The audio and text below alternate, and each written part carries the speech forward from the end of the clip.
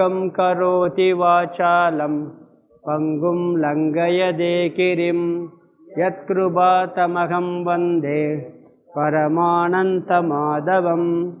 யம் பிரம்மா வருணேந்திர ருத்ரமருதக துன்வந்தி திவ்யைஸ்தவைஹை வேதைஷாங்கபதக்ரமோபனிஷதைர் காயந்தி யம் சாமகாஹாம். வஸ்திததத்கதேன மனசா பஷ்யந்தி யம் யோகினோ யஸ்யாந்தம் ந விதுசுராசுரகணா தேவாய தஸ்மை நமக தேவாய தஸ்மை நமக. ஞானகர்ம சந்நியாச யோகம் 4வது அத்தியாயம் 16வது ஸ்லோகம். 16 கொஞ்சம் பார்த்து நிப்பாட்டியிருக்கேன்னு நினைக்கிறேன். கிம் கர்ம கிமகர்மேதி கவயோப்யத்ர மோஹிதாஹாம் தத்தே கர்ம பிரவக்ஷ்யாமி யஜ்ஞாத்வா மோக்ஷயசே சுபாத். கிம் கர்ம கிமகர்மேதி கவயோப்யத்ர மோஹிதாஹ தத்தே கர்ம பிரவக்ஷ்யாமி யஜ்ஞாத்வா மோக்ஷயசே சுபாத். 4வது அத்தியாயம் ஞான கர்ம சந்நியாச யோகம். இதில் முதல்ல 8 ஸ்லோகம் அவதார தத்துவம், பகவானுடைய அவதாரத்தை பற்றி சொன்னார். அதில் முக்கியமாக என்னன்னு சொன்னீங்கன்னா, இந்த அவதார தத்துவத்தில் மாறாத ஒரு தத்துவம் நான் இருக்கேன், இந்த அவதாரமெல்லாம் மாறிக்கிட்டே இருக்கும். பல அவதாரங்கள் எடுத்திருக்கிறார். ஆத்மா அழியாது, அனாத்மா மாறிக்கிட்டே இருக்கும். நம்ம ஏற்கனவே 2வது அத்தியாயத்தில் இந்த கருத்தை நம்மளை பற்றி பார்த்துருக்கோம். இங்கே பகவானை பற்றி சொல்லும் பொழுது எனக்கும் உனக்கும் பல பிறவிகள் அங்கே சொன்னார். இங்கே இந்த சூரியனுக்கு மனுவுக்கெல்லாம் எப்படி சொன்னேன்னு சொல்லும்போது எனக்கும் உனக்கும் பல பிறவிகள் இருந்தாலும் கூட நான் அறிவேன், நீ அறிய மாட்டாய் அப்படிங்கிற விஷயத்தை சொல்லி, நான் தர்மத்தை காக்கிறதுக்காக அதர்மத்தை அழிக்கிறதுக்காக அவதாரம் எடுக்கிறேன்னார். கடவுள் இப்படி மாறாத தத்துவமாக இருந்து கொண்டு அவதாரம் எடுக்கிறார்னு தெரிஞ்சுக்கிட்டா என்ன சொன்னார்னு சொன்னால், அதாவது இந்த விஷயத்தை யார் புரிஞ்சுக்கிறாங்களோ அவங்க மீண்டும் பிறப்பதில்லை அப்படின்னு ஆரம்பித்தார் திருப்பி. அதாவது என்னுடைய திவ்யமான பிறப்பையும் செயலையும் நான் உபதேசத்தப்படி யார் அறிகிறார்களோ அவர்கள் மீண்டும் பிறப்பதில்லை. அதாவது இந்த ஞானம், கடவுளை பற்றிய உண்மையான அறிவை அடைந்து விட்டால் அதில் என்ன கிடைக்கிற பலன் என்ன? மோட்சம் கிடைக்கும். இது 9வது ஸ்லோகத்தில் அந்த அவதார தத்துவத்தை சொல்லிவிட்டு அப்படியே ஞானத்துக்கு வர்றார் அவருக்கு.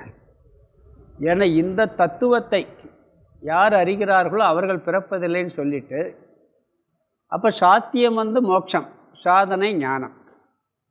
இந்த ஞானத்தை எப்படி அடைகிறதுங்கிறதுக்கு 3 படிகளை சொல்லி 10வது ஸ்லோகத்தில் சொன்னார். கர்மயோகம், பக்தி யோகம், ஞான யோகம் சொன்னார். பற்று பயம் கோபம் நீங்கியவர்களாயினார். இது கர்மயோகத்தில் தான் முடியும், ஓரளவுக்கு நீங்க முடியும், முழுசாக ஞானத்தில் தான் போகும். பிறகு என்னை சரணடைந்தவர்களாய் என்மயமானவர்களாயின் பக்தி யோகத்தை சொன்னார்.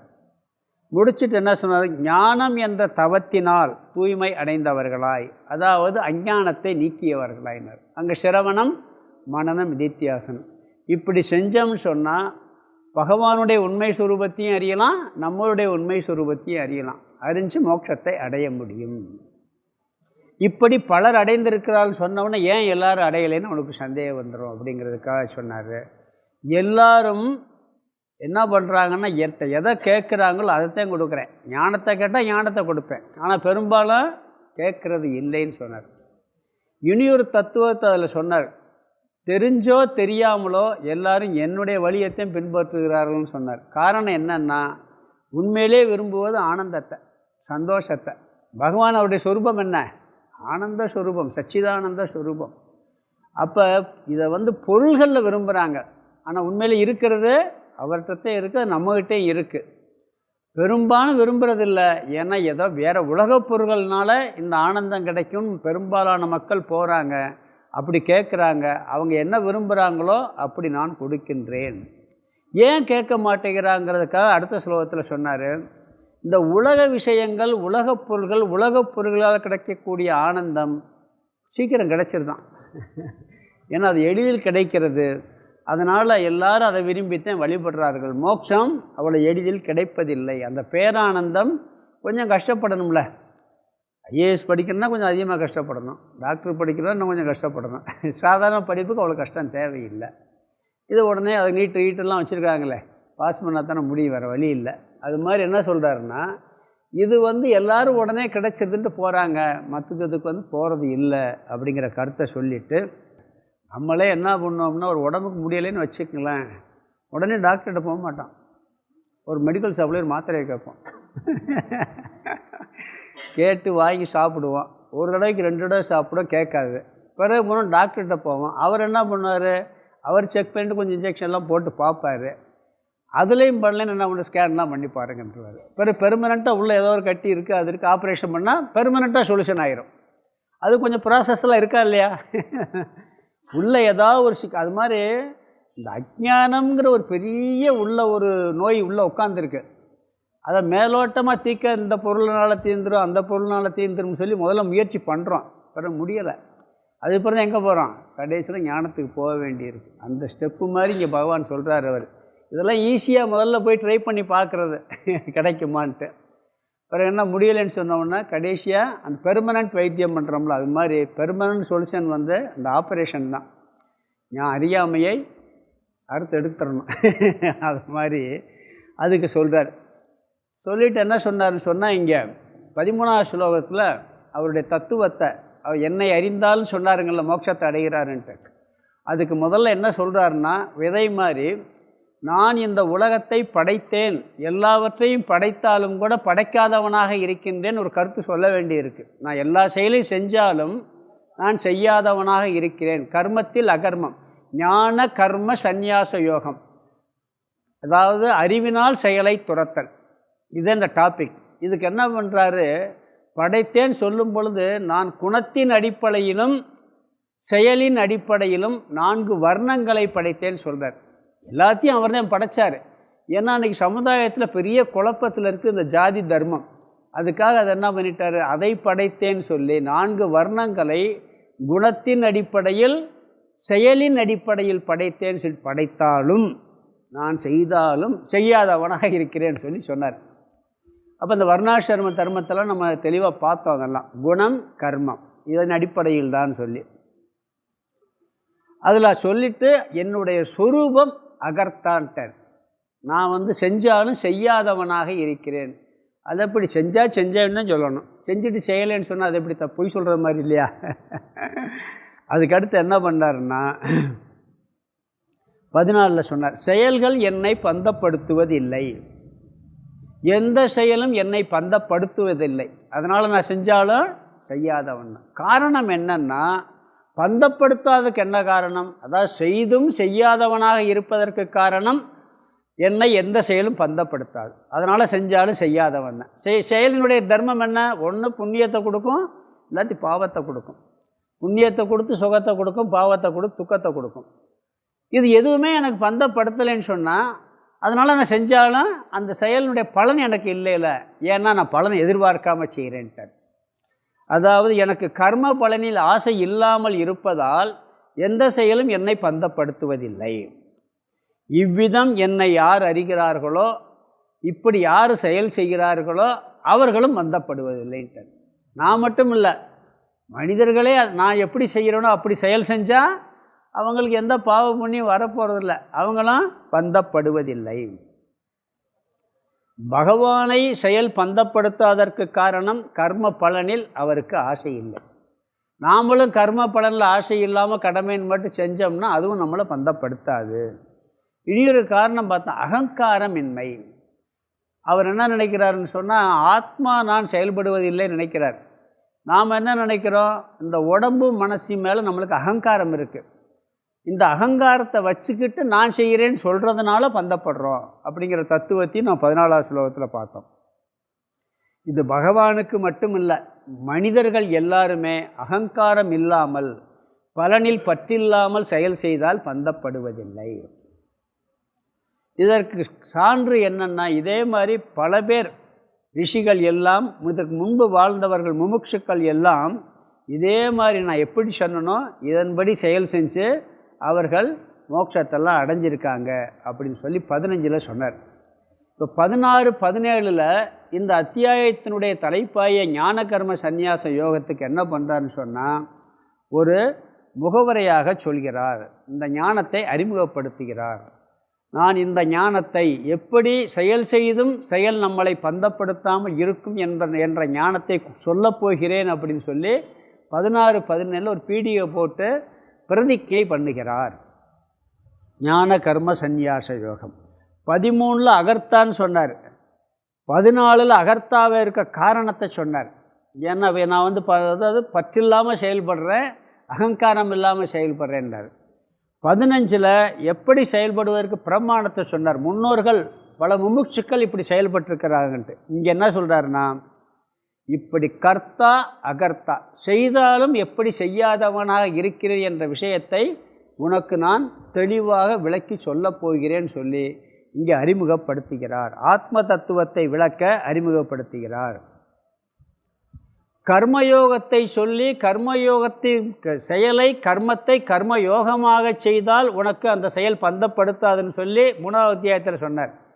இங்கே நான் சொன்ன தத்துவத்தை புரிஞ்சுக்கிட்டு நீ செயல் செஞ்சேன்னு சொன்னால் அந்த செயல் உன்னை பந்தப்படுத்தாது. அதுதான் ஞானம், அதுவே நீ மோட்சத்தை அடைய காரணமாக இருக்குங்கிறத இங்கே அறிமுகப்படுத்துகிறார். இங்கே பார்த்தோம், கிம் கர்ம கிம் அகர்ம இதி.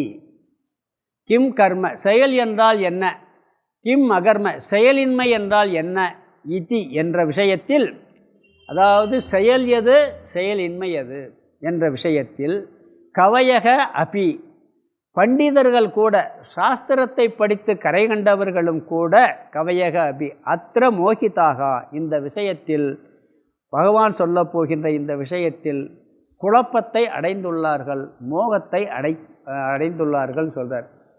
ஒரு பீடிகை போடுறார். நான் சொல்கிற விஷயம் லேசான விஷயம் இல்லைப்பா, கொஞ்சம் அட்டென்ஷன் எல்லோரும் கவனமாக இங்கே திரும்பட்டும்ங்கிறார். ஏன்னா ஈஸியாக புரிகிற விஷயம் இல்லை. பண்டிதர்கள் கூட எது செயல் எது செயலின்மை என்ற விஷயத்தில் குழப்பத்தை அடைந்து விட்டார்கள். இதில் என்ன இருக்குது, வேலை செஞ்சால் செய்கிறான், சும்மா உட்காந்துருந்தால் செய்யாமல் இருக்கான்னு அர்த்தம். கர்மம்னா என்ன, செயல் செஞ்சால் கர்மம். அகர்மம்னா என்ன, செயல் செய்யாமல் இருந்தால் அகர்மம். இதில் போய் என்ன குழப்பத்தை அடைஞ்சிருக்காங்கன்னு ஒரு பீடிகை போடுறார். இதை தெளிவாக புரிந்து கொள்வது கடினமாக இருக்கிறது, மிகவும் சூக்ஷ்மமாக இருக்கிறது. புத்திசாலிகள் கூட இந்த விஷயத்தில் குழப்பத்தை அடைந்துள்ளார்கள், மோகத்தை அடைந்துள்ளார்கள்ங்கிறார். ஏன்னா நிறைய அந்த விஷயத்தில் பார்த்தீங்கன்னா குழப்பம் இருக்குது. சில பேர் என்ன சொல்கிறாங்கன்னா, வேதத்தில் சுருதி ஸ்மிருதியில் எதை செய்ய சொல்லியிருக்கோ அது கர்மம், எதை செய்யக்கூடாதுன்னு சொல்லியிருக்கோ அது அகர்மம், இதில் என்ன குழப்பம் அப்படின்னு சொல்கிறாங்க. நம்மளும் அப்படி தானே, ஒருத்தன் வேலை செஞ்சுக்கிட்டு இருந்தால் செயல்பட்டுக்கிட்டு இருக்கான், சும்மா உட்காந்து செயல்படாமல் இருக்கான், அப்படி தான் நம்மளும் சொல்கிறோம். இது மாதிரி சில பேர் என்ன சொல்கிறாங்க, வேதம் எதெல்லாம் செய்ய சொல்லி அதெல்லாம் அகர்மம், இப்படி ஒரு கருத்து இருக்குது. பிறகு வேதத்தில் அதாவது சொல்லப்பட்ட கர்மத்தை அவன் செய்யாமல் சந்நியாசம் வாங்கிட்டான்னு அது அகர்மமாக. இப்போ நம்ம கடமையிலேருந்து விலகி போயிட்டோம்னு என்ன அர்த்தம், அப்போ அகர்மத்தில் இருக்கான். சந்நியாசம் வாங்கிறது அகர்மம். இப்படியும் சில கருத்துக்கள் இருக்குது. அதனால் இதில் குழப்பம் நிறைய இருக்குது.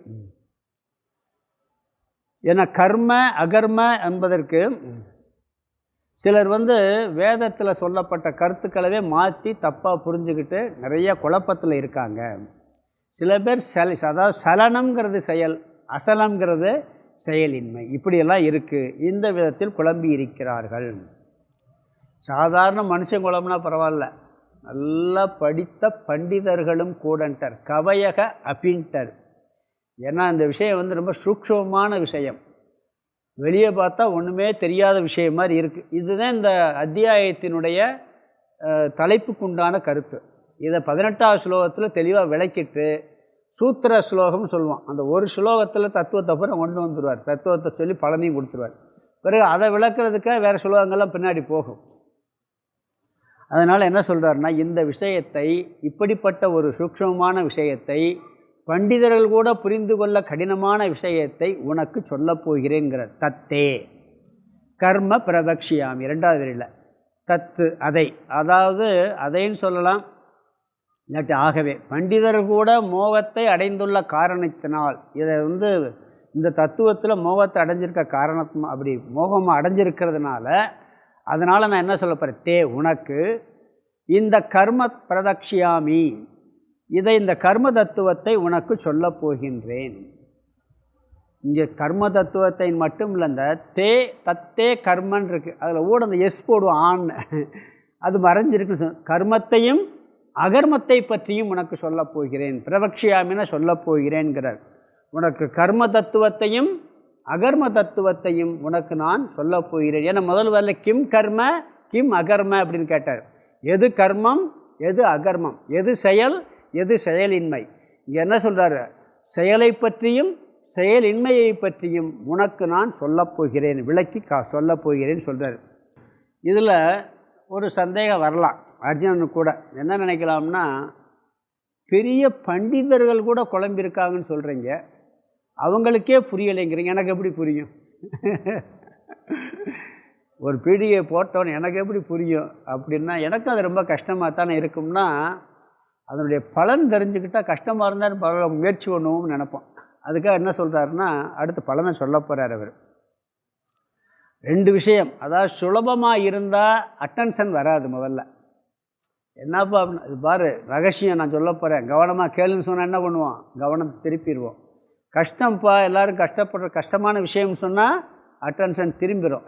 இன்னொன்று என்னென்னா, இதை நீ தெரிஞ்சுக்கிட்டேன்னா உனக்கு இவ்வளோ பெரிய பலன் இருக்குது அப்படின்னு சொன்னோம்னு வச்சுக்கோங்களேன், என்ன பண்ணுவோம், முயற்சி எடுப்போம். ஒரு வேலை ரொம்ப கஷ்டமாக இருக்குது, ரொம்ப கடினம் பாப்பா, நான் அதெல்லாம் செய்யலைம்மா. இல்லைப்பா உனக்கு ஒரு 10 லட்ச ரூபா லாபம் கிடைக்கும் செய்யினா, அது கூட வேணாம், 1 கோடி கிடைக்குமான்னு, அப்படியா நான் முயற்சி பண்ணி பார்க்குறேனே அப்படின்னு நினப்பான்.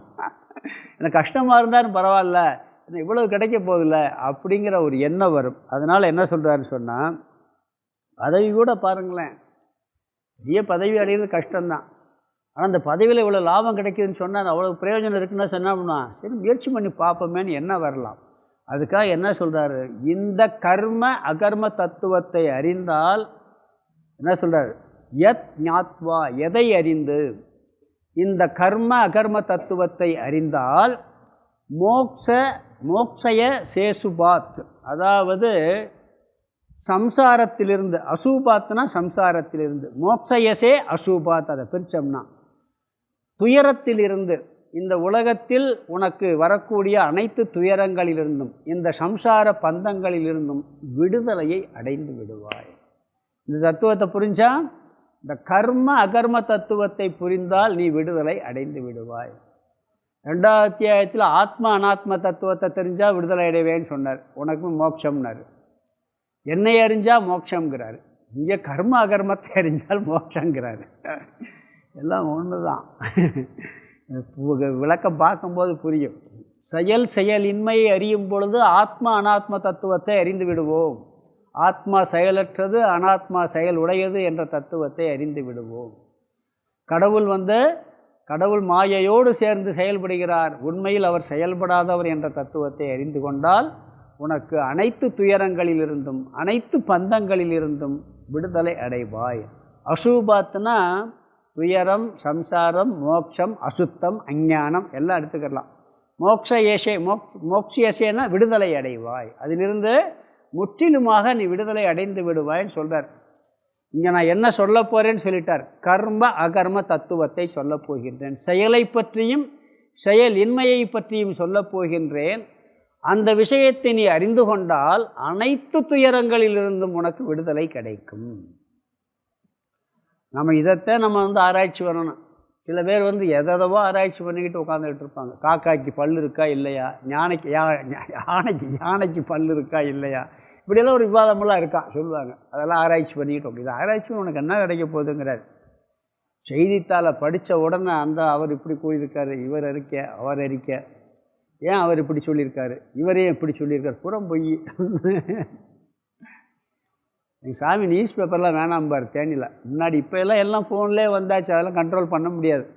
அன்றைக்கி நியூஸ் பேப்பர், ஏன் சாமி உலகத்தில் என்ன நடக்குதுன்னு தெரிஞ்சுட்டு போகிறோம் அப்படின்னு கேட்டால், சாமி சொன்ன ஒரே வார்த்தை, தினம் ஒரே செய்தி தான் வருது தெரியுமா, ஆள் மாறி இருக்கு, இடம் மாறி இருக்குது. அன்றைக்கி இவர் திட்டிருப்பார், நாளைக்கு அவர் திட்டிருப்பார். இன்றைக்கி இங்கே ஆக்சிடென்ட் நடந்திருக்கு, இன்னொரு இடத்துல ஆக்சிடென்ட் நடந்திருக்கும். செயல் ஒன்று தான், அங்கே நடக்க பத்திரிக்கையில் விஷயம் ஒன்று தான், ஆள் மாறி இருக்கும், அவ்வளோதான். இடம் மாறி இருக்குங்கிறார். இதை தெரிஞ்சு என்ன பண்ண போகிறேன்னு கேட்டார். இப்போ எல்லாம் வந்துடுது, நியூஸில் வந்துடுது, ஃபோனில் எல்லாமே இருக்குது. அது மாதிரி தேவையில்லாத விஷயங்களை காலையில் பேப்பரை படித்தவொடனே அதை பற்றி ஆராய்ச்சி. இன்றைக்கி எல்லாம் என்ன ஆராய்ச்சி, இந்த கட்சி அதில் கூட்டணி சேர்ந்துருமா, அந்த கட்சி இதில் கூட்டணி சேர்ந்துருமா, யார் எதில் சேர போகிறா, இவர் அந்த கட்சியில் சேர்ந்துட்டார், ஏன் இவர் போய் அங்கே சேர்ந்தார், எல்லாம் வருதா இல்லையா? இதை பற்றி ஒரு ஆர்குமெண்ட். டீ கடையில் உட்காந்து டீ சாப்பிடும்போது இதே வேலை தான். வெறும் வீடெங்கும் திண்ணை கட்டி வெறும் பேச்சு வெள்ளை வேட்டி ஒரு பாட்டிருக்கேன். இதே அதை விட்டுட்டு இதை நீ ஆராய்ந்தால், இந்த தத்துவத்தை அகர்ம தத்துவத்தை நீ விவாதம் செய்து விசாரம் செய்து ஆராய்ந்தால் நீ அசூபாத் மோட்சத்தை அடைவாய்ங்கிறார். இந்த அர்ஜுனனுடைய அட்டென்ஷனை இழுக்கிறதுக்கு இந்த 16வது ஸ்லோகம் 17வது ஸ்லோகத்தை சொல்கிறார். சொல்லி இந்த தத்துவத்தை சொல்ல எப்பயுமே ஒரு முக்கியமான ஸ்லோகம் சொல்ல போகிறோம்னா அதை பற்றி ஒரு இன்ட்ரொடக்ஷன் அது மாதிரி இங்கே சொல்கிறார் இவர்.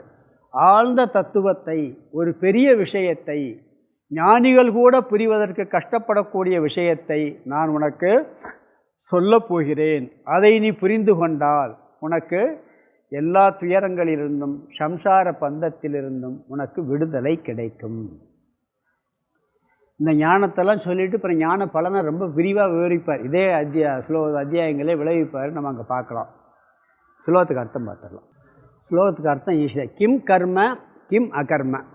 கிம் கர்மனா எது செயல், கிம் அகர்ம எது செயலின்மை, இதி என்ற கவயக அபி அத்திர. அத்திரன்னா இந்த விஷயத்தில், எது செயல் எது செயலின்மை என்ற இந்த விஷயத்தில், கவயக அபி பண்டிதர்களும் கூட மோகிதாக குழப்பத்தை அடைந்துள்ளார்கள். முதல் வரியில் எது செயல் எதல் செயலின்மை என்ற இந்த விஷயத்தில் பண்டிதர்கள் கூட குழப்பத்தை அடைந்துள்ளார்கள். முதல் ஸ்டேட்மெண்ட் சொல்லிட்டார். ரெண்டாவது ஸ்டேட்மெண்ட், ரெண்டாவது வரியில் தத்து தே கர்ம பிரதக்ஷியாமி யக்ஞாத்வா மோக்ஷய அசூபாத். இங்கே இந்த தத்து முதல்ல இதை எடுத்துக்கணும். யத்ஞாத்வா ரெண்டாவது பகுதி. யத்ஞாத்வான்னா எதை அறிந்து, அசூபாத் கடைசி வார்த்தை, சம்சாரத்திலிருந்து அல்லது துயரத்திலிருந்து மோக்ஷயசே மோட்சத்தை அடைவாயோ. முதல் வார்த்தை தத் அதை தே உனக்கு, தேன்னா அதை உனக்கு, கர்ம தத்துவத்தை, அந்த கர்ம தத்துவத்தை, தற்கர்மன்னு எடுத்துக்கலாம். அந்த கர்ம தத்துவத்தை தேன்னா உனக்கு, பிரவக்ஷியாமி சொல்ல போகின்றேன். அதாவது எதை அறிந்தால் சம்சார பந்தத்திலிருந்து விடுதலை அடைவாயோ அந்த கர்ம தத்துவத்தை உனக்கு நான் சொல்லப் போகிறேன். இது ரெண்டாவது வரி. முதல் வரியில் எது செயல் எது செயலன்மை என்ற விஷயத்தில் பண்டிதர்கள் கூட மோட்சத்தை அடைந்துள்ளார்கள். அந்த கர்ம தத்துவத்தை பற்றி, அது என்ன, சம்சார பந்தத்திலிருந்து விடுதலை அடையக்கூடிய அந்த கர்ம தத்துவத்தை பற்றி நான் உனக்கு சொல்லப் போகிறேன். இது ரெண்டாவது வரி. அடுத்த ஸ்லோகம் படிக்கலாம். கர்மணோ ஹ்யபி போத்தவ்யம் ச விகர்மணக அகர்மணச்ச போத்தவ்யம் ககனா கர்மணோ கதிஹி. கர்மணோ ஹ்யபி போத்தவ்யம் ச விகர்மணக அகர்மணச்ச போத்தவ்யம் ககனா கர்மணோ கதிஹி. இங்கே கர்மத்தையும் அகர்மத்தையும் அறிந்து கொள்ள வேண்டும்னார். இங்கே இன்னொரு வார்த்தையை சேர்க்கிறார், விகர்மத்தையும் தெரிந்து கொள்ள வேண்டும் சொல்லி. அதாவது எது செய்யக்கூடாதோ அதையும் நீ தெரிஞ்சுக்கன்னு மட்டும் சொல்கிறார். இங்கே மூணாவது ஒரு வார்த்தை எளிமையான சுலோகம் தான். ஏன்னா இவர் அறிமுகம் தான் இங்கே படுத்துகிறாரு. கர்மணக அபி போத்தவ்யம், கர்மத்தினுடைய தத்துவத்தையும் தெரிந்து கொள்ள வேண்டும். எது செயல் என்ற தத்துவத்தை நீ தெரிந்து கொள்ள வேண்டும். முதல் வரி முதல் பகுதி. நான் என்ன சொல்லப் போகின்றோனோ அது அறியத்தக்கது என்று பகவான் சொல்லியிருக்கார் சென்ற சிலத்தில். அதே கருத்தை இங்கே சொல்கிறார். அந்த தத்துவத்தை நீ தெரிந்து கொள்ள வேண்டும். எவ்வளவோ விஷயங்கள் இந்த உலகத்தில் அறியத்தக்கது இருக்குது. ஆனால் என்ன சொல்கிறார் இங்கே, போத்தவியம்னா அறியத்தக்கதுன்னு அர்த்தம், அறிந்து கொள்ள வேண்டியது, மோட்சத்தை கொடுப்பது. இதுதான் மோட்சத்தை கொடுப்பது, தெரிந்து கொள்ள வேண்டும். பிறகு ரெண்டாவது வரி பாருங்கள், போத்தவியம்ச்ச விகர்மனக. முதல்ல கர்மத்தை தெரிஞ்சுக்கிறோம்ட்டார். ரெண்டாவது போத்தவியம்ச்ச விகர்மனக, விகர்மத்தையும் தெரிந்து கொள்ள வேண்டும், அதாவது நிஷித்த கர்மத்தையும் தெரிந்து கொள்ள வேண்டும்ங்கிறார். சாஸ்திரங்களில் எதை செய்யக்கூடாதுன்னு சொல்லியிருக்கோ அந்த செயலுக்கு விகர்மம்னு ஒரு பேர் இருக்குது. இதெல்லாம் செய்யாத, கல் உண்ணாதே, பொய் சொல், இதெல்லாம் விகர்மம்னு அர்த்தம். ஏன்னா நம்மளுக்கு எது செய்யக்கூடாதுன்னு தெரிஞ்சாதான் அதுக்குள்ளே நுழைய மாட்டோம். கர்மயோகத்தினுடைய ஒரு அங்கமே என்னென்னா நிஷித்த கர்மத்தை செய்யக்கூடாது. செயல் எல்லா செயலையும் செய்கிறதுன்னு அர்த்தம். அதுக்காக ஒரு கெட்ட காரியத்தை அதர்வமான செயலை செஞ்சுக்கிட்டு நான் பற்றற்று செயல் செய்கிறேன்னு சொன்னால் எப்படி இருக்கும்? அதர்மத்தை செஞ்சுட்டு நான் அதையும் நான் பற்று இல்லாமல் செய்கிறேன், ஆசை இல்லாமல் செய்கிறேன்னா அதுக்கு கர்மயோகம் ஆகாது. அதனால் நிஷித்த கர்மத்தை செய்யக்கூடாதுங்கிறது கர்மயோகத்தின் ஒரு அங்கம். அதை எப்படி செய்யக்கூடாதுன்னு தெரியும்? விகர்மனக, அதை தெரிஞ்சுக்கிறணும். அதனால தான் களவையும் கற்றுமரன்னு சொன்னாங்க. களவையும் கற்றுமரன்னா எது தப்பான செயலுங்கிறத நீ தெரிஞ்சுக்கிறணும். செஞ்சுட்டு செய்யக்கூடாது, மறந்துடணும். செஞ்சுட்டு மரன்னு சொல்லவே இல்லை. எல்லாம் நான் செய்கிற தப்புக்கு பூரா இந்த ஒரு பழமொழி எடுத்துக்கிறது, களவையும் கற்றுமரன்னு சொல்லி. அதனால தான் நான் எல்லாத்தையும் தெரிஞ்சு அனுபவிச்சுட்டு விட்டுலான் இருக்கேன். செய்து விடுன்னு சொல்லலை, கற்றுமரன்னு சொல்லியிருக்கு.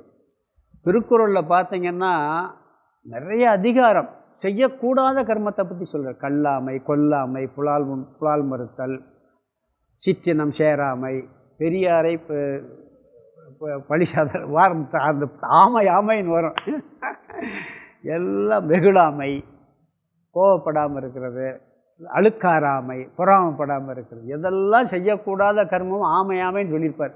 நீங்கள் அந்த லிஸ்ட்டு பார்த்தா பெரிய லிஸ்ட்டே வரதில்லை, வள்ளுவர் கூட.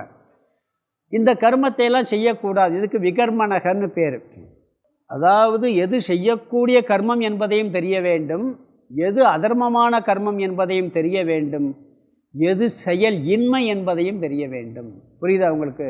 செயல் எது என்பதை தெரிய வேண்டும், செயல் இன்மை எது என்பதை தெரிய வேண்டும், எது செய்யக்கூடாத கர்மம் என்பதையும் தெரிய வேண்டும் அப்படிங்கிறார். இதில் என்ன இருக்குது? ஒரு விஷயமே இல்லையே. ஒருத்தர் ஏதாவது செயல் செஞ்சுக்கிட்டு இருந்தாலும் செய்கிறாரு, செய்யாமல் இருந்தால் செய்யலை. செயலையும் தெரியணும், செய்யாமையும் தெரியணும்னா இது சாதாரணமாக பார்த்தா, பிறகு செய்யக்கூடாத செஞ்சால் அது அபிகர்மம். ஒருத்தர் செயல் செஞ்சுக்கிட்டு இருந்தால் அது கர்மம், செயல் செய்யாமல் சும்மா உட்காந்துருந்தால் அகர்மம், ஒருத்தன் தப்பாக செஞ்சானா விகர்மம். இதில் என்னத்தை போய் நீங்கள் தத்துவத்தை சொல்கிறீங்க கிருஷ்ணா? இதில் என்ன பெரிய விஷயம்? இதில் போய் பண்டிதர்கள் கூட ஏன் குழம்புறாங்க? பார்த்தா அப்படித்தான். கர்மம்னா என்ன? ஒருத்தன் ஏதாவது வேலை செஞ்சுக்கிட்டு இருந்தால் செஞ்சுக்கிட்டு இருக்கான், சும்மா உட்காந்துருந்தான்னா வேலை செய்யலை, தப்பாக செஞ்சுக்கிட்டு இருந்தான்னா விகர்மம். இதில் என்ன இருக்குதுல்ல? இதை மூணையும் தெரிஞ்சுக்கிட்டு நாங்கள் தெரிஞ்சு தானே வாழ்கிற உலகத்தில். நீ எதுக்கு உன்னுடைய உபதேசமெல்லாம் தேவைன்னு நினைக்கலாம். அது சொல்கிறார் அவர். அதாவது இதில் பகவான் பெரிய விஷயம் இருக்கிற. ரெண்டாவதுல ககனா கர்மனக கதி, கர்மத்தினுடைய தத்துவமானது அல்லது கர்மத்தினுடைய நிலை அல்லது கர்மத்தினுடைய சொரூபமானது ககனா மிக மிக கடினம்ட்டார். சுலபமாக அறியக்கூடியது அல்ல. செயலை பற்றிய தத்துவத்தை நீ சுலபமாக அறியக்கூடிய விஷயம் இல்லை. இது மிக மிக ரகசியமானது, எளிதாக பெரும்பாலும் யாராலும் அறிந்து கொள்ளக்கூடியது அல்ல. எல்லாத்துக்கும் கர்ம விஷயத்தில் சந்தேகம் வரும் தெரியுமா? புருஷார்த்தம் இன்னும் ஒன்று இருக்கா? மரணங்கிறது நம்ம விதிப்படி நடக்குதா, இல்லை நாம் செய்கிறது நம்மளுடைய நாம் செய்கிற முயற்சியினால் வருதா? சில பேர் தற்கொலை என்பது எப்படி நடக்குது? கர்ம வினையா, அது அவனுடைய வினையா? எனக்கு குழப்பம் இருக்கா இல்லையா? கொலை, தற்கொலை எல்லாம் பிராரப்த கர்மமா அல்லது புருஷார்த்த கர்மமா? இந்த மோட்சம் என்பது கர்மத்தினுடைய விளைவா இல்லை இவனுடைய சுய முயற்சியினுடைய விளைவா? எல்லாம் நிறைய சந்தேகம் இருக்குது. முதல்ல எப்படி பாவம் பண்ணுறான்? இந்த ஜென்மத்தில் நடக்கிறதுக்கு போன ஜென்ம கர்ம வினைன்னு சொல்லிடுவான். அப்போ எதுக்கு அதுக்கு முந்தின ஜென்ம கர்மவன்? இப்படியே போனால் என்ன இதான் பதில் இருக்குது? முதல்ல எப்படி அவன் பிறவி எடுத்தான்? எந்த கர்மத்தின் அடிப்படையில் பிறவி எடுத்தான்? கேள்வி கிடைக்குமா? கர்மத்தின் போக்கு மிக மிக அரிதானது. அதை புரிந்து கொள்வது என்பது மிக மிக கடினம். அதாவது இந்த கர்மத்தினுடைய தத்துவத்தை ரொம்ப அது கடவுளுடைய கம்ப்யூட்டரில் இருக்குது. அதை முழுசாக நம்மளாலெல்லாம் அது அவருடைய நெட்வொர்க் ப்ராப்ளம். நம்ம இந்த நெட்வொர்க்கை நம்ம புரிஞ்சுக்கிற முடியாதுன்னு புரிஞ்சுக்கிறோம். நம்ம புத்திக்கு எட்டாத ஒரு நெட்வொர்க் பகவான் வச்சுருக்காரு. அது அந்த நெட்வொர்க்கை ஓரளவுக்கு தான் புரிஞ்சுக்கிற முடியுமே ஒழிய அதில் தான் நிறைய குழப்பம் வருது. கர்மனக கதி ககனா, கர்ம தத்துவம் மிக மிக கடினமானது. நான் வாழ்க்கையில் நிறைய சந்திக்கிறேன். என் கர்ம வினையா, இல்லை எதேச்சியாக வருதா, இல்லை நான் ஏதாவது தப்பு இப்போ ஜென்மத்தில் தப்பு பண்ணதா, பூர்வ ஜென்மத்தில் பண்ண தப்பா, எல்லாம் இந்த செயலில் வர்ற குழப்பம்தான். கர்மா தியரிங்கிறதே மிக மிக கடினம். ஓரளவுக்கு மேலே சிந்திச்சோம்னா பைத்தியம் கூட பிடிச்சிடும்.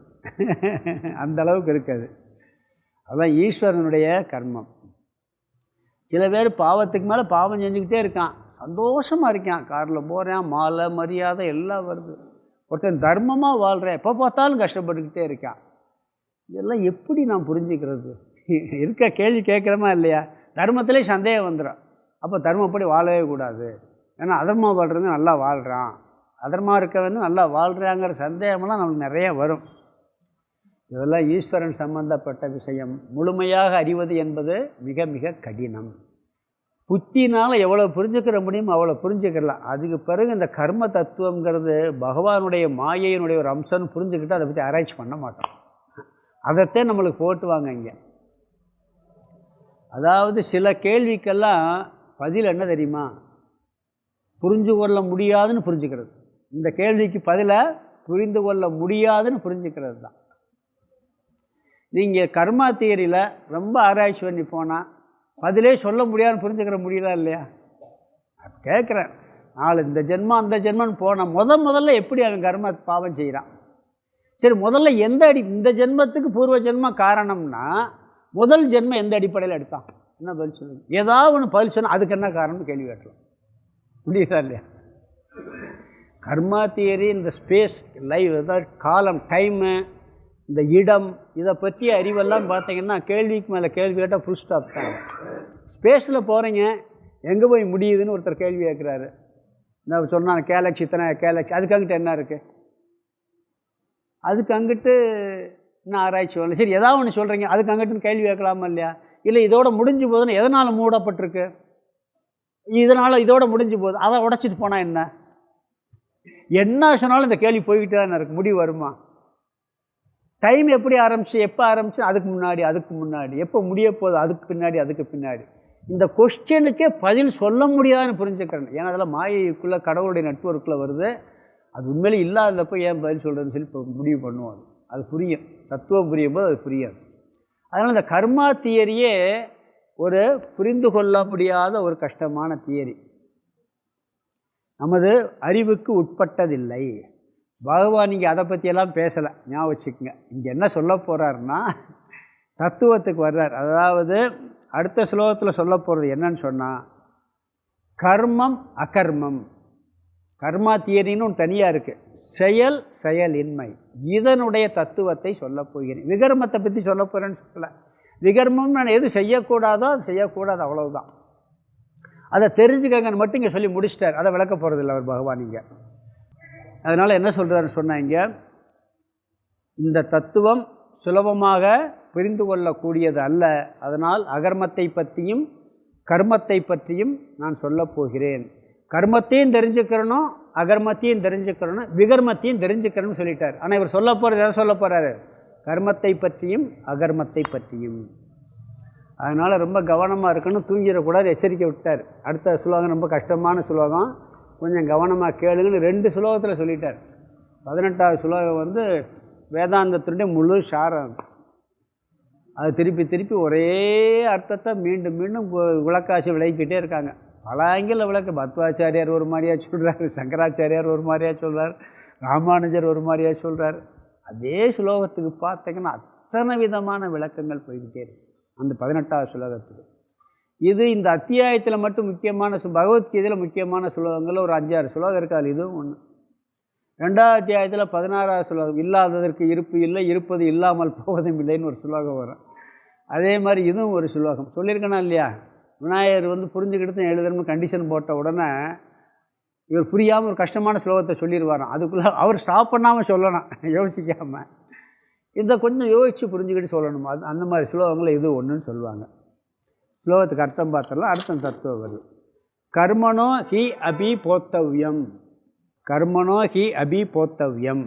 கர்மனக அப்படின்னா கர்மத்தை பற்றியும், போத்தவ்யம் தெரிந்து கொள்ள வேண்டும். செயல் என்றால் என்ன என்பதை பற்றி நீ தெரிந்து கொள்ள வேண்டும். விகர்மனக செய்யக்கூடாத கர்மத்தை பற்றியும் தெரிந்து கொள்ள வேண்டும். போத்தவ்யம், போத்தவ்யம்னா தெரிந்து கொள்ள வேண்டும். போத்தவ்யம் விகர்மனக. பிறகு ரெண்டாவது அகர்மனச்ச போத்தவ்யம், அதாவது அகர்ம தத்துவத்தை பற்றியும் போத்தவ்யம் தெரிந்து கொள்ள வேண்டும். போத்தவ்யம் 3 இடத்துல சொல்கிறார். கர்மத்தை பற்றி தெரிந்து கொள்ள வேண்டும், விகர்மத்தை பற்றி தெரிந்து கொள்ள வேண்டும், அகர்மத்தை பற்றி தெரிந்து கொள்ள வேண்டும். அந்த ஹீ, அந்த முதல் வரையில் ஹீ அப்படின்னு இருக்கு. அந்த ஹீன்னா ஏனென்றால்னு அர்த்தம். இந்த ரெண்டாவது வார்த்தை ககனா. ககனான்னா அதை அறிதற்கு அரியது. எது? கர்மனக கதிகி, கர்மத்தினுடைய சொரூபமானது, கர்மத்தினுடைய தத்துவமானது ககனான்னு அறிதற்கு அரியது. அதனால் நீ இதை பற்றி தெளிவாக தெரிந்து கொள்ள வேண்டும். நான் சொல்ல போகிறேன்னு சொல்லிட்டாரு, கவனமாக கேளுங்க, நான் சொல்கிறேங்கிறார். அறிந்து கொள்ள வேண்டியது கர்மம், விகர்மம், அகர்மம். இந்த கர்ம தத்துவம் என்பது அறிவதற்கு மிக மிக கடினமானது அப்படின்னு சொல்லி 18வது ஸ்லோகத்தில் ஆரம்பிக்கிறாரு. ஸ்லோகம் 18 படிக்கலாம். கர்மண்ய கர்மய பஷ்யேத் அகர்மணிச்ச கர்மயக ச புத்திமான் மனுஷ்யேஷு ச யுக்த கிருஷ்ண கர்மகிருத். கர்மண்ய கர்மய பஷ்யேத் அகர்மணிச்ச கர்மயக ச புத்திமான் மனுஷ்யேஷு ச யுக்த கிருஷ்ண கர்மகிருத். முதல் வரியில் சாரம் என்னன்னா, ஆத்மா செயலற்றது, ஆத்மா செயலற்றது, ஆத்மா அகர்வஸ்வரூபங்கிறத இந்த ஸ்லோகத்தினுடைய முதல் வரியினுடைய சார்பம். ரெண்டாவது வரியில் 2 பலனை சொல்கிறார். முதல் வரியில் என்ன சொல்கிறாரு? ஆத்மா செயலற்றது, அகர்ம சொரூபமானது, நிஷ்கிரியக. ஒரே வரியில் சுருக்கமாக இந்த அத்தியாயத்தினுடைய சாரத்தை முதல் வரியில் சொல்லிடுறார். ரெண்டாவது வரியில் அதனுடைய பலனை சொல்லிடுறார். அதனால் இந்த அத்தியாயம் இந்த ஸ்லோகம் இந்த அத்தியாயத்திலேயே மிக முக்கியமான ஸ்லோகம், கீதையே முக்கியமான ஸ்லோகம். 2வது அத்தியாயத்திலேயே ஆத்மா செயலற்றதுன்னு சொல்லிட்டாருங்க. ஆத்மா அகர்த்தா அபோக்தான்னு சொன்னார். கொள்வதும் இல்லை, கொள்விப்பதும் இல்லை, கொல்லப்படுவதும் இல்லைன்னு சொல்லி 2வது அத்தியாயத்தில் ஆத்மா அகர்த்தான்னு சொல்லிட்டார். இங்கே அதே கருத்தை, ஏன்னா நிச்சயம் அது அந்த கோணத்தில் புரிஞ்சதுனால தான் இவ்வளோ நேரம் வந்துக்கிட்டே இருக்குது. இப்போயும் சரியாக புரியுமான்னு சொல்ல முடியாது இந்த 18வது ஸ்லோகத்தில். இது இன்னும் நிறையா போகும்போது புரியும். அதுக்காக என்ன வேற ஒரு கோணத்தில் இந்த ஆத்மா அகர்த்தான்னு சொல்லி விளக்குறாரு. இதை புரிஞ்சுக்கிட்டாலும் இதன் அடிப்படையில் நாம் செயல்பட்டாலும் துன்பப்படாமல் இந்த உலகத்தில் வாழ முடியும். நம்ம கஷ்டப்படாமல் நம்ம எல்லா செயலையும் செஞ்சுக்கிட்டு சம்சார துக்கத்திலிருந்து விடுபட்டு வாழ முடியும். அங்கே நீ தத்துவத்தை புரிஞ்சுக்கிட்டால் நீ மோட்சத்தை அடைவ, அங்கேயும் துயரம் போகும்னார். இந்த துயரம் போகிறதுக்கு இந்த தத்துவத்தினால்தான் துயரம் போகும்னு அங்கே ஆரம்பித்தார். சொல்லிட்டு தத்துவத்தை சொன்னார், ஆத்ம தத்துவத்தை. அங்கே என்ன சொன்னார்? ஆத்மா அகர்த்தா, அப்படி தான் சொன்னார். இங்கே என்ன சொல்கிறாரு? இங்கேயும் இந்த அகர்மம், ஆத்மா அகர்த்தாங்கிற கருத்தை வேறு ஒரு கோணத்தில் ரொம்ப அழகாக சொல்லி கொண்டு போகிறார். இங்கே அது அகர்த்தாவாக இருக்கிறதுனால அபோக்தான்னு அங்கே சொன்னார். அதாவது ஒரு கருத்தை ஒரு அத்தியாயத்தில் மீண்டும் மீண்டும் திருப்பி சொன்னால் அந்த கருத்து மிக மிக சூக்ஷ்மமானதுன்னு அர்த்தம், முக்கியமானதுன்னு அர்த்தம். அதுதான் புரிந்து கொள்ள வேண்டியதில் ரொம்ப இம்பார்ட்டண்ட்டானதுன்னு அர்த்தம், புரிவதற்கு கடினமானதுன்னு அர்த்தம். சங்கரர் அப்படித்தான் சொல்கிறார். ஒரே கருத்தை பல கோணத்தில் விளக்குவதற்கு காரணம் அது புரிவதற்கும் கடினம். அது மட்டுமல்ல, புரிஞ்சது மாதிரி இருக்கும், வேறு வெளியே போனோன்னு மறந்து போயிடும். இந்த கிளாஸில் புரியும், இந்த காலை விட்டு வெளியே போனோன்னு மறந்து போயிடும், திருப்பி மனசுலேயே பதியாது. அப்போ திருப்பி திருப்பி திருப்பி திருப்பி சொல்லிக்கிட்டே இருந்தால் தான் மனசில் பதியுங்கிறதுக்காக சொல்லப்படுகிறதுன்னு சங்கரர் சொல்கிறார். கடினமான விஷயமாகவும் இருந்தால் திருப்பி திருப்பி சொல்லணும், சூக்ஷ்மமான விஷயமாக இருந்தாலும் திருப்பி திருப்பி சொல்லணும், அதுக்காக சொல்லப்படுகிறது. அதாவது என்னதான் படித்தாலும் என்னதான் சாஸ்திர அறிவு உள்ளே போனாலும் இந்த மாயா பிரபஞ்சம் மித்யா பிரபஞ்சம் நம்மளை கொண்டு போய் உள்ளே இழுத்து கொண்டு போய் டக்குன்னு போட்டு விட்டுருமா, கீழே விழுக வச்சிருமா. அதுக்காக இதை மீண்டும் மீண்டும் ஞாபகப்படுத்த வேண்டும். ஒவ்வொரு கோணத்திலையும் இதை விளக்கினால்தான் புரியும் என்பதற்காக பகவான் இங்கு இந்த கருத்தை வேறொரு கோணத்தில் விளக்குகின்றார். முதல் சுலோகத்துக்கு அர்த்தம் என்னன்னு பார்த்துருவோம், பிறகு ஒவ்வொரு வரியாக விளக்கிட்டு போகலாம். சுலோகத்தில் அர்த்தம் பார்த்திங்கன்னா ஒரு அடுக்குமுறை மாதிரி இருக்கும், அவ்வளோதான். கர்மணி அகர்மயக பசியேத், அதை பிரித்தா கர்மணி அகர்மயக பசியேத். யகன்னா யார் ஒருவன், கர்மணி செயலில், அகர்ம செயலின்மையை பசியேத் பார்க்கிறானோ. முதல் ஸ்டேட்மெண்ட் என்ன, இது ஒரு ஸ்டேட்மெண்ட் ஞாபகம் வச்சுக்கிறேன். கர்மணி அகர்மயக பசியேத், யார் ஒருவன் செயலில் செயலின்மையை பார்க்கிறான். இங்கே முரண்படுறது மாதிரி இருக்குது. செயலில் செயலை தான் பார்க்கணும், செயலின்மை எப்படி பார்க்குறது? ஒருத்தர் செஞ்சுக்கிட்டு தானே செஞ்சுக்கிட்டு தானே பார்க்க முடியும். நீ அவன் செஞ்சுக்கிட்டு இருக்கவனை போய் செய்யாமல் இருக்கிறான்னு சொன்னால் பொய் இல்லையா? அது ஆக்சுவலாக பொய் மாதிரி தானே. இவர் என்ன சொல்கிறாரு, அப்படியே உல்டாவாக சொல்கிறார். கர்மணி அகர்மயக பசியேத், செயலில் யார் செயலின்மையை பார்க்கிறானோ, முதல் ஸ்டேட்மெண்ட். ரெண்டாவது ஸ்டேட்மெண்ட் பாருங்கள், முதல் வரியில் அகர்மணி ச கர்மயக, இந்த பசியேத்துன்னு சேர்த்தணும். அகர்மணி ச கர்மயக பசியேத், அந்த பசியேத்துங்கிறது இங்கேயும் சேர்த்துக்கணும். யகன்னா யார் ஒருவன், அகர்மணி செயலின்மையில், கர்ம செயலை பசியேத் பார்க்கிறானோ. முதல் வரி செயலில் செயலின்மையை பார்த்தல், ரெண்டாவது வரி செயலின்மையில் செயலை பார்த்தல். ரெண்டு உல்ட்டா. செயலில் செய்யாமல் இருக்கிறத பாரு, செய்யாமல் இருக்கிறத செய்கிறத பாரு. எப்படி பாருங்கள், இன்னும் வசனம் பேசுன மாதிரி இருக்குது. வேறு இதில் என்னத்தை எதுக்கு இப்படி மாற்றி சொல்கிறார் பகவான், அவரே குழப்புற மாதிரி சொல்கிறாரு நம்மளை அப்படின்னு தோணும். அது மட்டும் இல்லை, இதிலே தப்பாக சொல்கிறாரு. செயலில் செயலின்மையை பார்க்க சொல்லிட்டார், செய்யாததில் செயலை பார்க்க சொல்லிட்டார். அப்படி பார்க்குறது புத்திசாலின்னு சொல்லிட்டார், மிச்சாலாம் முட்டாளுங்கிறார். சக புத்திமான்ட்டார் அடுத்த வரி. அப்படி யார் பார்க்குறானோ அவன் தான் அறிவாளி. மிச்சம் அப்போ அறிவன் தான் அறிவாளி, மிச்சம் வராத யார்? அப்போ செயலில் நம்ம செயலை பார்த்தா முட்டாளுங்கிறார், செயலின்மையில் செயலின்மையை பார்த்தா முட்டாளுங்கிறார். எப்படி சொல்கிறார் பாருங்க, திட்டுறாரு பாருங்க பகவான். உண்மையை பார்த்தா திட்டுறாரு, மாற்றி பார்க்க சொல்கிறார் பகவானே. அது மட்டும் இல்லை, அவனே புத்திமான் சொல்லிட்டு அடுத்து சொல்கிறார் பாருங்க. மனுஷியேசு, மனிதர்களுக்குள், சக யுக்தக, அவன்தான் பிரம்மனிஷ்டன். அவனுக்கு பலனை சொல்கிறார். அப்படி எவன் பார்த்தானோ அவனே புத்திசாலி. அது மட்டும், அவன்தான் தத்துவத்தை உணர்ந்து தத்துவத்தில் நிலை பெற்றவன் வர சொல்கிறார். சக யுக்தகன்டர், அவன்தான் அதில் அந்த தத்துவத்தில் நிலை பற்றி அந்த ஆத்ம தத்துவத்தில் பொருந்தியவன், பிரம்ம தத்துவத்தில் பொருந்தியவன். அப்புறம் அடுத்து சொல்கிறார் கிருஷ்ண கர்ம கருத்து, அவன் செய்ய வேண்டியது எதுவுமே இல்லை, செய்ய வேண்டிய அனைத்தையும் செய்து முடித்து விட்டான். பலன் இது.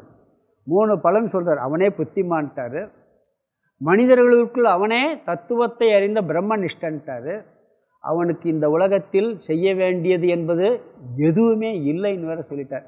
யார்? செயலில் செயலின்மையை பார்த்தவர், செயலின்மையில் செயலை உல்டாவாக பார்க்குறாருங்கிறார். இங்கேயே பாருங்கள் எப்படி சொல்லியிருக்காரு, எப்படி இருக்குது, மாற்றித்தானே பகவானே சொல்லியிருக்கிறாரு. இதுக்கு அர்த்தத்தை பார்க்கணும். இதை முதல்ல விசாரம் பண்ணி இந்த தத்துவத்தை புரிஞ்ச பிறகு தான் உள்ளே போக முடியும். பகவானுடைய உபதேசமே விருத்தமாக இருக்கே, முரண்படுவது போல் இருக்கேன்னு சொன்னால் கஷ்டமாக இருக்கு. செயலில் செயலை பார்த்தா ரைட்டு, செயலின்மையை பார்த்தா கரெக்டு. இவர் என்ன பண்ணார், மேலோட்டமாக பார்த்தா முரண்படுவது போல்தான் உபதேசம் இருக்கிறது. இங்கே சரீரம் செயல்படாமல் இருந்தால் செயல்படாமல் இருக்குன்னு பார்க்கலாம், சரீரம் செயல்பட்டால் செயல்படுதுன்னு பார்க்கலாம். அப்படி தானே பார்ப்போம் நம்ம. அவன் சும்மா உட்காந்துருப்போம், ஒரு செயலும் செய்யாமல் சும்மா உட்காந்துருக்கான் பார்ப்போம். அவன் பாட்டுக்கு சுறுசுறுப்பாக செயல்பட்டுக்கிட்டு இருக்கான்னு பார்ப்போம். சரீரம் செயல்பட்டால் செயல்படுறான்னு சொல்லுவோம், சரீரம் செயல்படலைன்னா செயல்படலைன்னு சொல்லுவோம். இதானே நம்மளுடைய இது பொதுவாக பார்க்குறது. ஒரு மனுஷனாக இருந்தால் அவன்கிட்ட மனிதத்தன்மையை பார்க்கணும், மிருகமாக இருந்தால் மிருகத்தன்மையை பார்க்கணும். மனுஷன்கிட்ட மிருகத்தன்மையை பாரு, மிருகத்திட்ட மனுஷத்தன்மையை பாருன்னா எப்படி இருக்கும்? செயல்படுறதில் செயலினுடைய தன்மையத்தையும் பார்க்க முடியும், செயல்படாததில் செயல்படாத தன்மையத்தையும் பார்க்க முடியும். இவர் எப்படி மாற்றி சொல்கிறாரு? விருத்தமாக இருக்கிறதே. பகவான் வேறு வழி இல்லாமலாம் சொல்லலை, சும்மா ஒரு கவித்துவத்துக்காக அப்படியே ஒரு வசன நடைக்காகலாம் அவர் பேசலை. ஏன்னா பகவான் விபரீதமாக உபதேசிப்பது போல் தெரிகிறது. இந்த மாதிரி தத்துவத்தெல்லாம் குருமுகமாக படிக்காமல் நேரடியாக நம்ம படித்தா குழப்பம்தான் வரும். இந்த சாஸ்திரங்கள்லாம் அதனால தான் சொல்கிறாங்க, எப்பயுமே சாஸ்திரங்களை சிக்கலான விஷயங்களை பரம்பரையாக வரணும், பரம்பரையாக வரணும். ஏன்னா ஒரு இடத்துல சில இடத்துல பார்த்தா ஆத்மான்னு சொன்னது உண்மைதான், நம்மளுடைய மனம் புத்திக்கு அப்பாற்பட்ட ஆத்மா. சில இடத்துல மனம்ங்கிற அடிப்படையில் ஆத்மாங்கிற பேர் வந்திருக்கும் அந்த இடத்துல. அது அந்த பரம்பரையாக எந்த நோக்கத்தில் எந்த இடத்துல எந்த வார்த்தையை பயன்படுத்திக்கணும் பரம்பரையாக வரணும். கிருஷ்ணர் சொன்னார், அதுக்கு பிறகு அதனுடைய வியாசர் பரம்பரைகள் நிறைய அதனுடைய கருத்துக்களை இன்றைக்கு வரைக்கும் பார்த்தீங்கன்னா அது குரு பரம்பரை அப்படியே இருக்குது. வியாசர், சுகர், ஆதிசங்கரர். ஆதிசங்கரருக்கு முன்னாடி அவங்க குரு. பொதுவாக சொல்லுவாங்க, யாராவது தத்துவத்தை சொன்னால் நானே சொல்கிறேன்னு சொன்னால் கேட்கவே விடாதும்பாங்க. நான் மனசில் அப்படியே தியானம் பண்ணி கண்டுபிடிச்சி சொல்கிறேன்னா நீயே வச்சுக்கோ தத்துவத்தை. போயிடும். இந்த உபனிஷத்தில் இந்த வேதத்தில் இந்த கருத்து சொல்லியிருக்கு, என்னுடைய குருநாதர் இப்படி சொன்னார்னு வேணால் சொல்லணும். அதுவும் கூட நானே படித்து தெரிஞ்சுக்கிட்டேன்னு சொன்னால் கூட தப்பாக வந்துடும். ஏன்னா இந்த மாதிரி கருத்துக்கள் அந்த பரம்பரையாக வரக்கூடிய சொல்லுவாங்க. சில நேரத்தில் யார்கிட்ட படித்தீங்கன்னு கேட்பாங்க. வெறும் பிரம்மனிஷ்டனாக இருக்கலாம், அவனை போய் ஆசீர்வாதம் வாங்கலாம். அவன் ஏதோ ஒரு கொஞ்சம் அறிவில் பிரம்மத்தை புரிஞ்சு வந்திருக்கலாம், பாடம் கேட்குறது கூடாதுன்னு சொல்லுவாங்க. ஏன்னா அவங்கெல்லாம் முறையாக படிக்கலைன்னா எந்த இடத்துல எந்த வார்த்தைக்கு அர்த்தம் தெரிஞ்சுக்கிற முடியாது. அதனால் இந்த மாதிரி விஷயங்களை முறையாக படித்தவர் சம்பிரதாயமாக வந்தவர்கிட்ட தெரிஞ்சுக்கிறணும், இல்லாட்டி குழப்புறது மாதிரி தான் இருக்குங்கிறாங்க. ஏன்னா செயலில் செயலைத்தான் பார்க்க முடியும், செயலின்மையில் செயலின்மையைத்தான் பார்க்க முடியும். இங்கு மாற்றி சொல், ஆகாசம் செயலற்றது. உண்மையிலேயே ஆகாசம் செயலற்றது, செயல்படாமல் இருக்குது. காற்று எப்பயுமே செயல்படாமல் இருக்குமா? அது எப்பயுமே நகர்ந்துக்கிட்டே இருக்குது. அதில் செயலத்தையும் பார்க்கணும். ஆகாசத்தில் செயல்படாததை பார்க்கலாம், காற்றில் செயல்படுறதையும் பார்க்க முடியும். இதில் போய் என்ன வித்தியாசம் இருக்குது அப்படின்னா, இப்படி பார்த்தா தானே சரியான அறிவு. ஆகாசம் செயல்படாதது, காற்று அசைந்து கொண்டே இருப்பு சரியான அறிவு. இது மாற்றி பார்த்தா இங்கே அப்படித்தான் சொல்கிறார். அதாவது எதனுடைய தன்மை எதனிடம் இருக்கிறதோ அதை பார்க்குறதே சரியான அறிவு. அதை மாற்றி பார்த்தா தவறான அறிவுன்னு சொல்லுவோம். ஆனால் பகவான் தவறாக சொல்வது போல் இருக்கிறதே ஒழிய, ஆனால் உண்மையில் அதில் தவறில்லை, ஆழ்ந்த தத்துவம் உயர்ந்திருக்கிறது. இதெல்லாம் நம்ம உதாரணத்தை பார்த்துட்டு அந்த உதாரணத்தை புரிஞ்சுக்கிட்டு அதுக்கு பிறகு ஆத்ம தத்துவத்துக்குள்ளே போகணும். இந்த விஷயத்துக்கு முதல்ல என்ன பண்ணணும், உதாரணத்தை பார்க்கணும். உதாரணத்தை புரிஞ்சுக்கிட்டு பிறகு ஆத்ம. ரெண்டு விஷயம் இருக்குது, கர்மத்தில் அகர்மம், அகர்மத்தில் கர்மம்.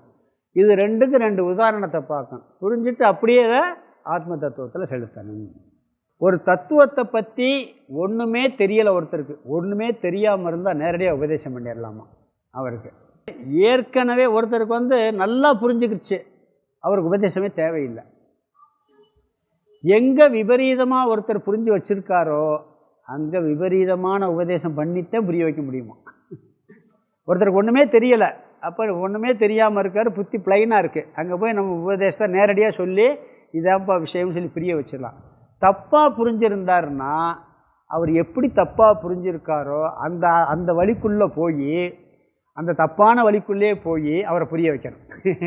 விபரீதமாக புரிஞ்ச வழியிலே நம்ம போய் பிறகு சரியாக புரிய வைக்கணும்னு சொல்லுவாங்க.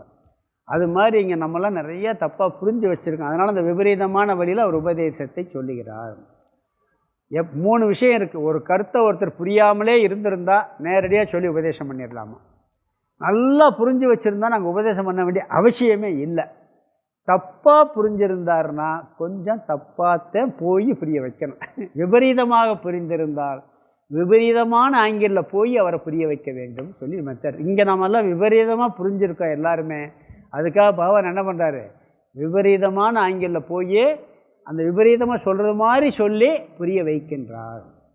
செயல் நடைபெற்று கொண்டிருக்கிற இடத்துல செயலை பார்த்தா பிரச்சனை இல்லை, ஆனால் இங்கே என்ன சொல்கிறாரு, செயலை பார்க்கக்கூடாதுங்கிறாரு.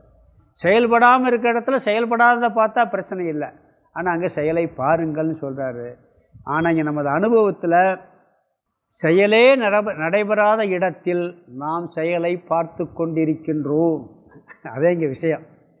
செயலே நடைபெறாத இடத்துல செயல் நடைபெறாத பார்த்தா பிரச்சனை இல்லை. நம்ம அனுபவத்தில் என்ன பண்ணிக்கிட்டு இருக்கோம், ஒரு இடத்துல செயலே நடைபெறலை, ஆனால் நம்ம என்ன பண்ணிக்கிட்டு இருக்கோம், செயலை பார்த்து கொண்டிருக்கின்றோம். இதுதான் விபரீத கிரகணம்னு பேர். இதுக்கு பேர் விபரீத கிரகணம். இதுக்கு உதாரணத்தை பார்க்கலாம். ட்ரெயினில் இல்லை பஸ்ஸில் அப்பா பையனை முதல்ல கூட்டு போகிறார், ட்ரெயினில் கூட்டு போகிறார். ட்ரெயினில் போகும்போது ட்ரெயின் வேகமாக போகும்போது மரமெல்லாம் வேகமாக ஓடுது. அப்பா மரம் ஓடுதுப்பா, மரம் ஓடுதுப்பாங்கிறான். யார்? பையன். மரம் உண்மையிலே ஓடுதா? மரம் ஓடப்பா, மரம் இந்த வேகத்தில் ஓடிக்கிட்டு இருக்கு, அது எதிர்த்தாப்புல அப்படியே வேகமாக ஓடிக்கிட்டே இருக்கே அப்படின்னு சொல்லி பையன் சொல்கிறான். அப்பா என்ன சொல்லணும்? அப்போ இப்படி சொன்னான்னா, சங்கரர்லாம் அந்த காலத்தில் இந்த பஸ்ஸெல்லாம் கிடையாது. படகு வேகமாக போய்கிட்டு இருக்கும்போது சைடில் மரம் வேகமாக போய்கிட்டே இருக்குமா. அந்த உதாரணத்தை அவர் சொல்கிறார் இங்கே. இப்போ அசையாத மரம் திரும்பி என்ன பார்க்குறான்? அசைகிறத பார்க்குறான்னா இல்லையா? விபரீதமாக தானே பார்க்குறான். மரம் உண்மையிலே ஓடுதா? ஓடலை. ஆனால் இவன் பார்க்குறது உண்மையை அசையாத மரத்தில் அசையாததை பார்க்குறானா? பொதுவாக செயல்படாமல் இருக்கிறதுல செயல்படாத பார்ப்பான். இந்த இடத்துல எப்படி பார்க்குறான்? அசையாத மரத்தில் அசைவை பார்க்கின்றான். யார்? ஒரு சின்ன பையன் பார்த்துக்கிட்டு இருக்கான். அப்பா என்ன சொல்கிறாங்க? எப்பா மரமெல்லாம் போகலப்பா, மரம் நின்றுக்கிட்டு இருக்குன்னு சொன்னார்னா, எந்த மரப்பா நிற்கிது இங்கிட்டு பார்ப்பான். அந்த மரத்தை விட்டு வேறு ஏதோ இது போய்கிட்டு இருக்கு, கண்ணில் பார்க்குறோம், இதை போய் அப்பா சொல்லலை, வேறு ஏதோ மரம் நின்றுக்கிட்டு இருக்கு, எங்கேப்பா மரம் நின்றுக்கிட்டு இருக்கு அப்படின்னு வேறு மரத்தை தேடுவாங்க. பொதுவாக மொட்டையாக அவர் என்ன சொல்லணும்? மரம் ஓடலைன்னு சொல்கிறாருன்னு வச்சுக்கோங்க. மரம் ஓடலைப்பான்னு சொன்னார்னா, எங்கேப்பா ஓடாத மரம் நிற்கி, இந்த பக்கம் திரும்பி வேணால் பார்க்கலாம், வேறு மரத்தை தேடலாமே. அப்படி தானே தேட வேண்டியிருக்கும். மரம் ஓடலைன்னு பொதுவாக மரம் அசைகின்ற மரத்தை இவன் அசைவதாக பார்த்துக்கிட்டு இருக்கான். ஓடாத மரத்தை ஓடுவதாக பார்த்துக்கிட்டு இருக்கான். அது உண்மையிலே ஓடலை. நாமளும் அப்படி தான் தப்பு பண்ணிக்கிட்டு இருக்கோம். செய்யாத ஒன்றை செய்யதாக பார்த்துக்கிட்டு இருக்கோம். பின்னாடி பார்ப்போம் ஆத்மாவுக்குள்ளே கொண்டு போகும்போது. அப்போ ஓடாத மரத்தை ஓடுகின்றதாக ஒருவன் பார்த்து கொண்டிருக்கின்றார். இங்கே தப்பாக விபரீத ஞானம் வந்திருக்கா வரலையா? வந்திருக்கு. சரி, அவர் அப்பா குரு அவர் உபதேசம் பண்ணணும், மரம் ஓடவில்லை அப்படின்னு சொன்னார்னா என்ன பண்ணுவான்? இங்கே தேடுவான், எந்த மரம் ஓடலை அப்படின்னு வேறு பக்கம் தேடுவான். அப்போ அவர் என்ன சொல்லணும்னா, நீ பார்த்து ஓடுகின்ற மரம் இருக்கிறதே, ஓடிக்கொண்டிருக்கின்ற மரம் ஓடவில்லைன்னு சொல்லணும். எப்படி சொல்லணும்? நீ அசைவதாக பார்த்து கொண்டிருக்கிறாயே அந்த மரம் அசையவில்லை. அப்போ தான் அது அசையாமல் இருக்கிற புத்தி போகும், அட்டென்ஷன் அங்கே போகும். அதில்லாட்டி என்ன பண்ணுவான்? வேறு பக்கம். அப்போ இவர் என்ன சொல்கிறாரு? அசைகின்ற மரத்தில் அசையாததை பார், அப்படி தானே சொல்லணும். ஆனால் அங்கே விபரீத ஞானம் இருக்கிறதுனால அப்படி சொல்ல வேண்டியிருக்கு. விபரீத ஞானம் இல்லைன்னு சொல்ல வேண்டியிருக்கு. கயிறு பாம்பு கூட அப்படித்தான். ஒருத்தர் பாம்பு இருக்குங்கிறாரு, ஒருத்தர் கயிறு இருக்குதுன்னு சொன்னார்னா கயிறு எங்கே இருக்குன்னு தேடுவான். இப்போ அங்கே பாம்பு இருக்குது அப்படின்னா கயிறு இருக்குப்பான்னு சொன்னால் கயிறு எங்கே இருக்குது? பாம்பு தானே இருக்குது, கயிறு எங்கிட்ட இருக்குன்னு வேறு பக்கம் கயிறு இருக்கான்னு பார்ப்பான். நீ பார்த்து கொண்டிருக்கின்றாயே அந்த பாம்பு இல்லைன்னு சொல்லணும். அது கயிறு தான் சொல்லணும். அந்த உபதேசம் இப்படித்தான் இருக்கணும். ஏன்னா அதை அக்செப்ட் பண்ணிக்கிட்டு நீ செய்கிற செயலை விபரீதமான ஞானத்தை ஒத்துக்கிட்டு பிறகு என்ன பண்ணணும்? அது தப்பு, அது இல்லை, அந்த செயல் அங்கே நடக்கவில்லை. நீ நகர்ந்து கொண்டிருப்பதாக பார்த்து கொண்டிருக்கிறாயே மரங்கள், உனக்கு எதிர் திசையில் ஓடிக்கொண்டிருப்பதாக பார்த்து கொண்டிருக்கிறாயே அந்த மரங்கள் நகரவில்லை. பிறகு அது பிறகு வண்டி நின்ன பிறகு காமிக்கலாம் அவனுக்கு, அது வேறு விஷயம்.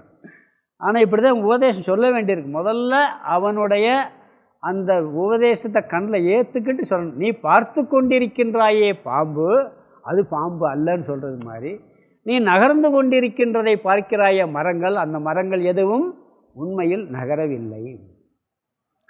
நகர்கின்ற தன்மையில் நகராத தன்மையை பார்த்தல்.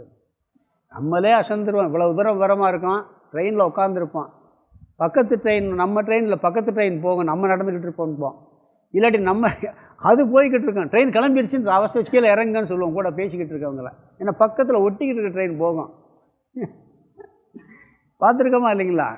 ஏன்டா ட்ரெயின் நகர்ந்துச்சு, நீ கூட சீக்கிரம் கீழே இறங்கும்மா. இல்லை, அந்த ட்ரெயின் போதுன்னு அது பிறகு புத்தியே வரும், இந்த ட்ரெயின் போகல அப்படின்னு புத்தி வரும். நம்மளுக்கே இருக்கா இல்லையா? சின்ன பையனுக்கு என்ன, நம்மளுக்கே சில நேரம் அப்படியே டக்குன்னு ஒரு மாதிரியாக இருக்குது. நகர்றதுல நகராத பார்க்குறது நம்ம புத்திலே இருக்குது. இது நம்ம ஆத்ம தத்துவத்திலே நம்ம அந்த வேலையை பார்த்துக்கிட்டு இருக்கோங்கிறாரு. இந்த வேலையை நீ பண்ணிக்கிட்டு இருக்கிறதுனாலதான் இந்த எல்லா பிரச்சனையும் வருது. அதே மாதிரி சங்கரர் ஒரு இடத்துல இன்னொன்று சொல்வார், இந்த நகராதது, அதாவது நகர்வது நகராததாக தெரியுது. இங்கே செயல்படுறது தெரியுது. அது எப்படின்னா, ஒரு கப்பல் இருக்குது தூரத்தில், கப்பல் போய்கிட்டு இருக்கு கடலில், அது தூரத்துலேருந்து பார்த்தா நிற்கிறது மாதிரி தெரியும். கப்பல் அங்கே நின்றுக்கிட்டு இருக்குன்னு பையன் சொல்லுவான். நின்று கொண்டிருக்கின்ற கப்பல் நிற்கவில்லை, அது நகர்ந்து கொண்டிருக்கிறது. நம்மளே கப்பலில் உள்ளே உட்காந்துருக்கோன்னு வச்சுக்கங்களேன். நீங்கள் கப்பலில் பயணம் பண்ணால் தெரியும், போட்லனா தெரியாது. நான் அந்த அந்தமான் போகும்போது கப்பலோட போனேன். கப்பலில் உள்ளே அதாவது மேலே இருந்தால் கூட கொஞ்சம் நகர்றது தெரியும். உள்ளே போய் ரூம்லலாம் இருந்தோம்னா கப்பல் போகிறதே தெரியாது. நான் அந்த ரூம் பக்கத்தில் ஒரு ஸ்க்ரீன் இருந்தது, ஒரு தனியாக ஒரு ரூமில் இருந்தேன். ஸ்க்ரீன் எடுத்து பார்த்தா கரெக்டாக அந்த தண்ணி மட்டத்தில் இருக்காது. அந்த தண்ணி ஸ்பீடாக அளவு அடித்து போகிறது தெரியுது, வேகமாக போகிற தண்ணி தெரியுது. அது பக்கத்தில் ஒட்டி இருந்ததுனால அதை பூட்டிட்டு நம்ம ஸ்க்ரீன்லாம் போட்டு உள்ளே உட்காந்துருந்தோம்னா கப்பல் மூவ் பண்ணுறதே தெரியாது. அதே மாதிரி தூரத்துலேருந்து பார்த்தாலும் கப்பல் நிற்கிற மாதிரியே தெரியும். மகன்கிட்ட சொல்கிறார், நீ நின்று அப்பா கப்பல் நின்று கொண்டிருக்குன்னு சொல்கிறான். இவர் என்ன சொல்கிறாரு, கப்பல் நின்று கொண்டிருக்கின்ற கப்பல் நிற்கவில்லை. இவர் உடனே கப்பல் நிற்கலப்பா போய்கிட்டு இருக்குன்னா வேறு எங்கேயே எந்த கப்பல் போகுதுன்னு பார்ப்பான், வேறு பக்கம் தேட ஆரம்பிச்சிடுவான். அப்போ அந்த கப்பல் நின்றுக்கிட்டே இருக்குது, எந்த கப்பல் நின்றுக்கிட்டு இருக்குது, வேறு எங்கேயா இருக்கான்னு சுற்றி பார்ப்பான். புரியுதுங்களா? நீ நின்று கொண்டிருப்பதாக பார்த்து கொண்டிருக்கிறாய், அந்த கப்பல் நிற்கவில்லை, போய்கொண்டிருக்கிறது. நீ போய்கொண்டிருக்கிறா பார்க்கிறாய மரங்கள், அது போகவில்லை, அது அசையவில்லை. அசைவில் அசைவின்மை, நகர்வில் நகர்வின்மை. புரியுதுங்களா? அசையாததில் அசையதை பார்த்துக்கிட்டு இருக்கான். அதனால் என்ன சொல்கிறாரு, நீ பார்க்கின்ற அசைவில் அசையாதது இருக்குது, நீ பார்க்கின்ற அசைவின்மையில் அசைவு இருக்குது. புரியுதா? கர்மத்தில் இது அகர்மத்தில், கர்மத்தில் அகர்மம் மரம். கப்பல் கர்மத்தில், அது எப்படின்னா அகர்மத்தில் கர்மம். இவன் பார்க்கின்ற அகர்மத்தில், இவன் பார்க்கின்ற கர்மத்தில், உண்மையில் கிடையாது. பையன் பார்க்கின்ற மரம் நகர்கின்ற கர்மத்தில், பையன் தவறாக பார்த்து கொண்டிருக்கின்ற செயலில், மரம் நகர்கின்ற செயலில் என்ன பார்க்கணும், மரம் நகராததை பார்க்க வேண்டும். இவன் பார்த்து கொண்டிருக்கின்ற நகராமல் இருப்பது போல் பார்த்து கொண்டிருக்கின்ற கப்பலில் நகர்வதை பார்க்க வேண்டும். இதுதான் இந்த உதாரணம். இதை இன்னும் நிறைய விளக்க வேண்டியிருக்கு. இதை நம்ம அடுத்த வகுப்பில் பார்க்கலாம். ஓம் பூர்ணமத பூர்ணமிதம் பூர்ணாத் பூர்ணமுதச்யதே பூர்ணஸ்ய பூர்ணமாதாய பூர்ணமேவாவசிஷ்யதே. ஓம் சாந்தி சாந்தி சாந்தி. ஹரிஹி ஓம். ஆதிகுருநாத சுவாமிக்கு ஜெய்.